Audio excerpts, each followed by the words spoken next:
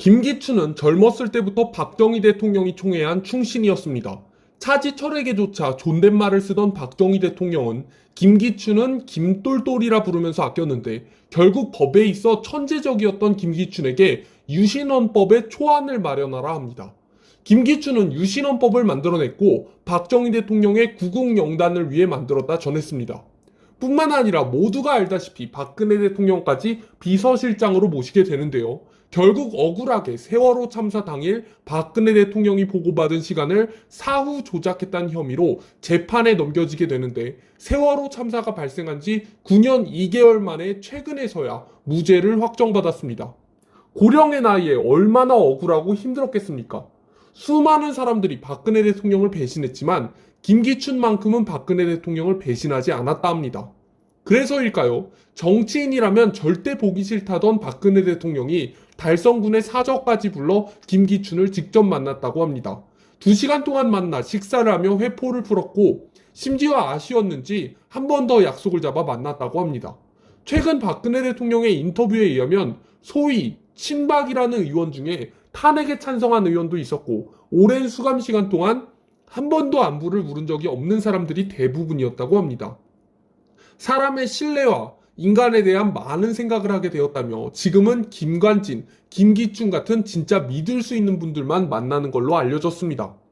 계속해서 인터뷰 내용에 대해 자세히 알려드리면 박근혜 대통령은 법원이 제3자 뇌물죄를 인정했는데 이 판결을 도저히 납득할 수가 없다.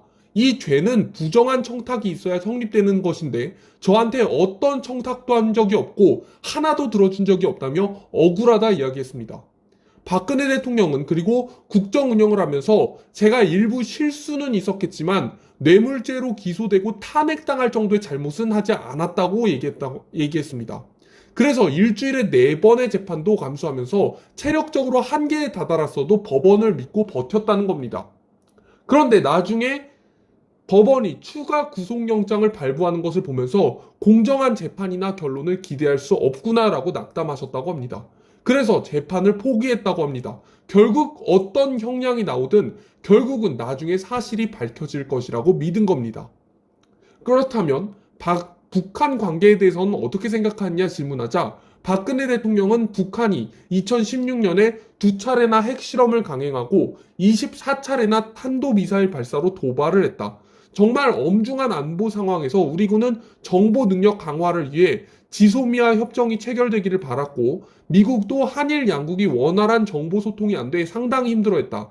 그래서 국회에서 탄핵을 논의 중이었지만 대통령으로서 안보를 위해 어쩌면 마지막이 될지도 모르지만 해야만 하는 일이라고 생각으로 추진했다고 합니다.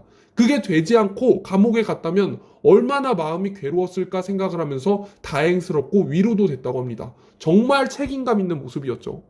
그러면 사드 배치에 대해서는 어떻게 생각하십니까? 물어보자 박근혜 대통령은 사드는 급증하는 북한의 위협으로부터 우리나라를 지키기 위한 최소한의 자위적인 방위 조치였다.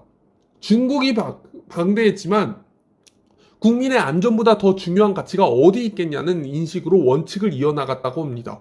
사드 배치 발표 이후에는 북한이 5차 핵실험을 했는데 유엔 안보리가 그 어느 때보다 강력한 조치가 들어있는 결의안을 채택할 때 중국도 적극적으로 협조했다 합니다.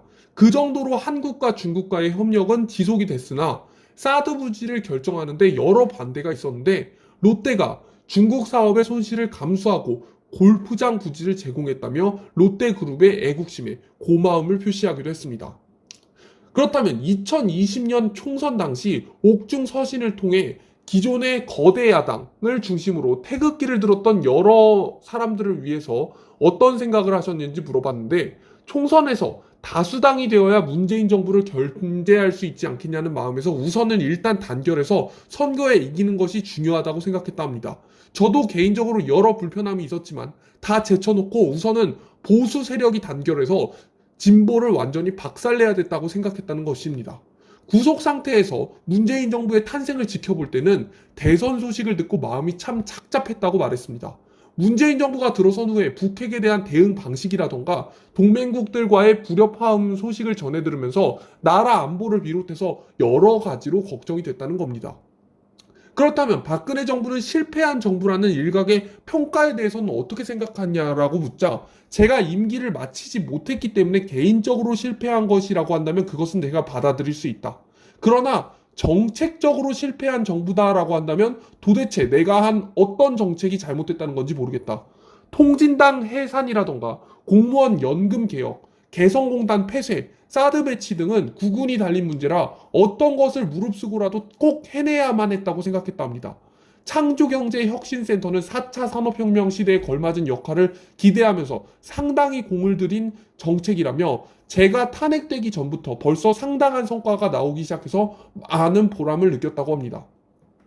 특히나 공무원 연금 개혁은 엄청나게 욕을 먹으면서 결국 박근혜 대통령이 정치적 부담으로 총선 패배에 영향을 줄 정도로 아주 힘든 일이었다고 하는데요. 당시 공무원 연금 개혁을 총선 이후로 늦춰야겠다는 생각은 안 해봤냐라고 묻자 그런 게 대통령이 해야 할 일이라고 생각했다고 합니다.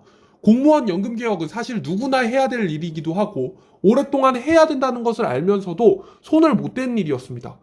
시한폭탄같이 터질 것을 뻔히 알면서 지지율을 위해 그저 인기를 위해 그냥 누구나 그냥 지나갔던 겁니다. 그래서 대통령이 결심하고 나서지 않으면 이것은 할 수가 없다고 생각한 거고 국민들께 공무원 연금 적자 때문에 하루에 80억 원씩이나 세금이 들어가고 올해 개혁하지 못한다면 내년부터는 하루 100억 원이 들어간다는 걸 많이 알렸다고 합니다. 정말 쉽지 않은 일이고 인기가 떨어질 수밖에 없는 일이지만 합의 기구를 만들어서 많은 논의를 한 끝에 결정된 것이다. 그래서 총선에 영향이 있을 수도 있지만 그러나 시간이 지날수록 점점 부담이 더 커진다는 걸 알았기에 나라를 위해서 희생했다. 내가 개혁을 하지 않았다면 오히려 더 자책을 많이 했을 것 같다고 얘기했습니다. 또한 국정농단 사건에 윤석열 대통령이 보수 진영의 대선 후보가 되지 않았느냐 이거에 대해서는 개인적으로 어떻게 생각하냐라고 묻자 우선은 무엇보다 좌파 정권이 연장되지 않았다는 점에 일단 안심을 했고 보수 정권으로 교체됐다는 것에 안도했다고 합니다. 당시 수사팀에 참여했던 검사 중에 윤석열 정부에서 장관이라든가 요직에 여러분이 있다는 것을 알고 있다. 그러나 인사는 인사권제가 선택하는 것이기 때문에 이것에 대해 언급하는 것은 적절하지 않다고 본다. 그리고 정부가 지금 1년 4개월밖에 안 됐는데 정부의 방향, 정책에 대해 평가하는 것은 좀 성급한 감이 있다. 더군다나 전직 대통령으로서 나는 이런 문제에 언급하는 것은 바람직하지 않다고 생각한다고 말했습니다. 그렇다면 최근 친박계 인사들에 대해서 출마하는 것에 대해서 어떻게 생각하냐라고 묻자 박근혜 대통령은 사실 김기춘 같은 진짜 친박이 아니고서야 다른 친박들에게 관심이 없기 때문에 정치적으로 친박은 없다. 개인적으로 내년 총선에는 별 계획이 없다라고 말했습니다.